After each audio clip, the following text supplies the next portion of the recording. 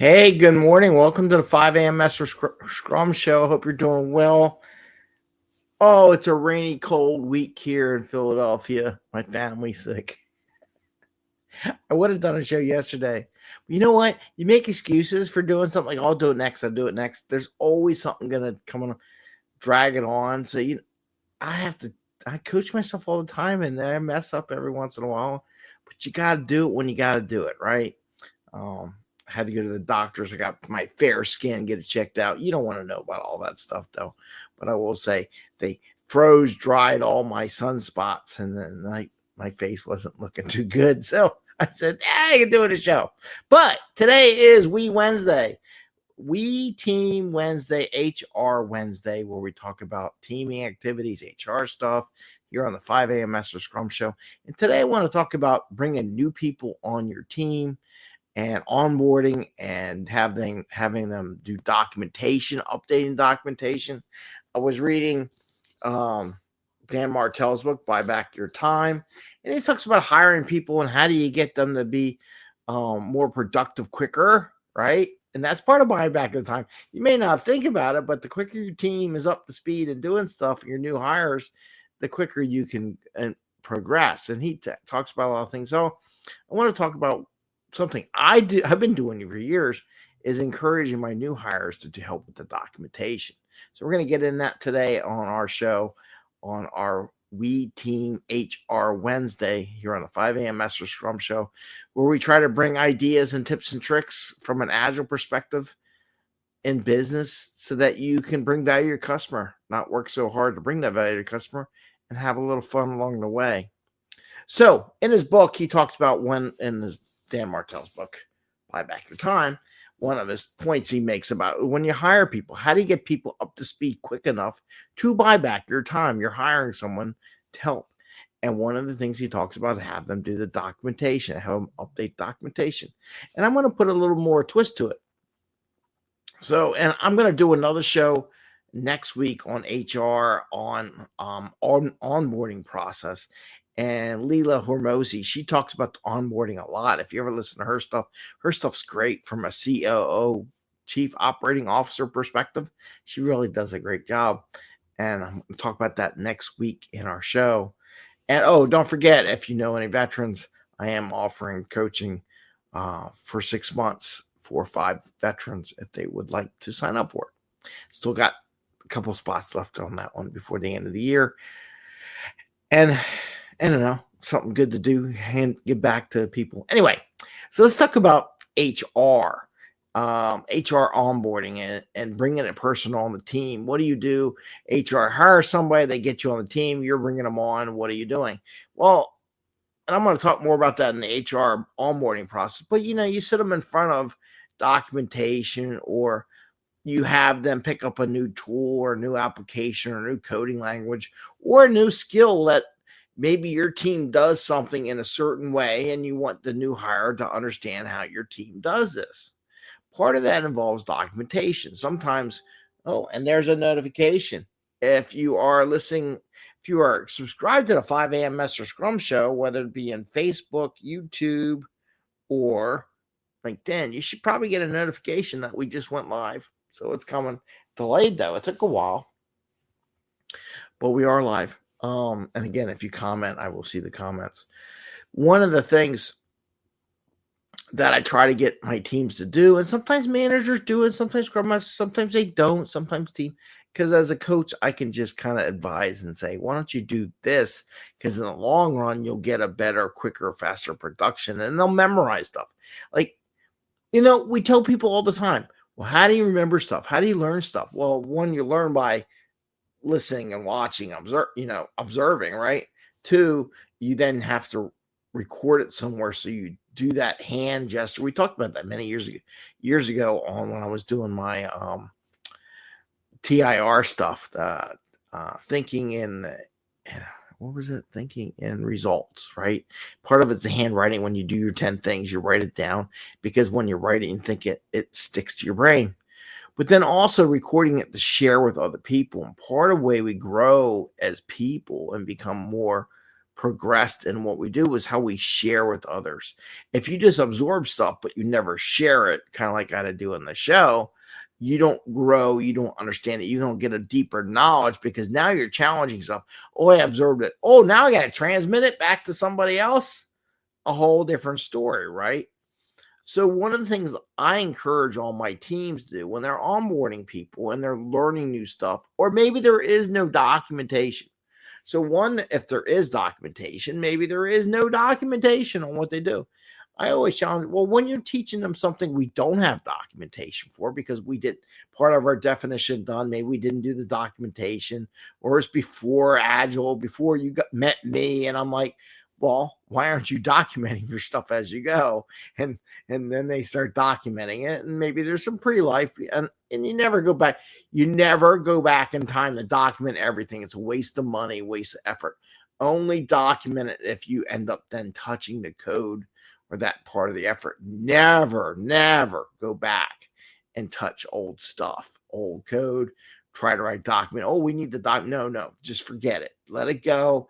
If you come back and work it, then document what you did and how you did it. I mean, if you can remember one sprint, that's great. But if it's a couple sprints old, 6 months, year, do not try to document it. Go through it again and run through it. We got a comment here. Sharing is caring and makes us human. Oh, Joanna, here I go. I'm going to show it. So I'm sharing her comment. Hope she doesn't mind on the show. Thanks, Jana. So I'm sharing that. Sharing is caring. Caring makes human. It's true. So that's a good point. Have them update the documentation, right? So if there is no documentation, part of the onboarding process, oh, by the way, we're going to teach you this. Part of your job in learning this can adding value. Now look at this. Adding value right away. I'm not waiting 6 months. I'm not waiting 3 sprints. I'm like right away. I'm going to teach you this application. I want you to create the documentation, which then adds value to the team and in the ultimate end to value to the customer. So they're part of that. They have a task. It's just not, I'm going to fall asleep. I fell asleep because I was watching videos for 10 days, right? It's going to learn something, and I want you to document it because I want to see how you interpret what we said. Because one of the other things, and we'll talk about that in another session, that Dan Martell talks about is other people see things differently.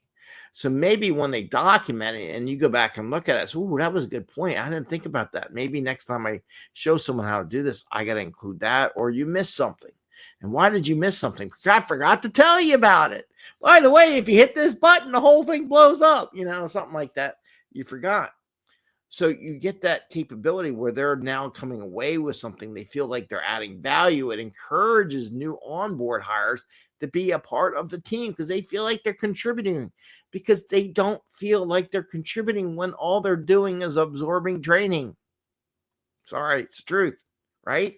So give them something like updating the documents or creating new documents where if they didn't exist in the first place, right? Now, if you have documentation that exists, maybe part of their documentation, because some people write notes, say, hey, I want to see you put a couple comments in here, add some value to what we did. So maybe we have it all documented in Confluence or some page or what's the other stuff? I don't know. Anyway, it's up there, right? It's in our system. I know Microsoft has a different system for documenting. Maybe they put some comments in there. Oh, by the way, comment here. I tried this. This is something I saw that was interesting. Put those comments in there because you know what? It's just going to help other people come on. Oh, why did this previous new hire comment on here? What do they have to say? And it's going to inspire them, their creative, their desire to dig in a little bit. And it makes the training go better. And it makes them better value, right? So what I'm saying here in our We Team HR Wednesday is that when you bring people on board, have them update documentation as part of their training, right? Give them something to provide value back to the team. If there is no documentation, it's all verbal, let them do that, right? So I wanted to share that with you because I think it's important. I think it's important when we bring on board, we make them feel part of the team. We make sure they feel like they're contributing right away because I mean, unless your brain is broke, I mean, you can, but nobody really feels good about getting paid for not doing anything. Nobody really gets, a thrill for getting paid for training. Though I will say it's nice when people would argue with me, and I can tell you a story. I had product owners that, well, I don't want to go to training. I'm like, you're getting paid to go to training and you come out with a certification. What is wrong with that? Why would you object? Because you're going to use the training for years to come with the company. They do that for you to bring more value back. You get trained, you bring the value back. Anyway, so they don't like doing that. So why put them in the position of feeling guilty of they're getting paid for just watching videos all day? So why don't you pay them a little bit? I mean, we pay them. Why don't you get them to document a little bit and update your documentation? Because nobody likes to do documentation. So make the newbies do it, right? So that's what I'm suggesting here. And it's a great way. And they get to know it and they share it. Maybe they point out some things that they did, and maybe they review it with whoever was training them. And the two of them get a better feel for how to do it in the future, right? So with that, I just wanted to share that with you today because I know in the new year, we're going to hire some new people. New people are coming on board. Most companies do that. Come the beginning of the year, you got new budgets, new stuff, like new projects and all that stuff in the new year. So they're going to have to hire.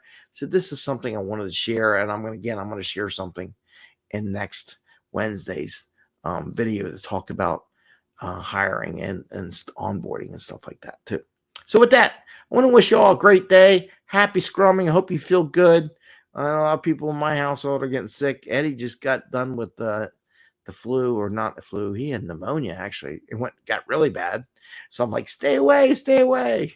So my household's been a mess for like a week. Anyway, take care. Take your vitamins. Stay healthy. Stay positive. If you get all mummy and glummy, you're going to get a cold. So don't do that. So stay positive. Watch a show. Have some fun. Comment. Share back with me. And don't forget, if you join our newsletter group, you have an opportunity for free access to the Slack channel. And the Slack channel for the 5 a.m. Mester Scrum Show, which I'll invite you to. Once you sign up and say, yeah, I want to be part of Slack channel, you can discuss and share with other agile people, business people and such, and get some feedback that's more than just big time social media. I'll have to tell you a story about social media with my students the other day. Whoa.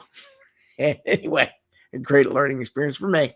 You have a great day. Enjoy. Happy holidays. If I don't talk to you, if you don't get to see the show, hope you watch the show. Hope you subscribe so you get notifications on your phones and stuff like that we did go live. With that, wish you the best. Take care. I know I drugged on. Happy scrubbing, everyone. Happy holidays, too. Take care. Bye.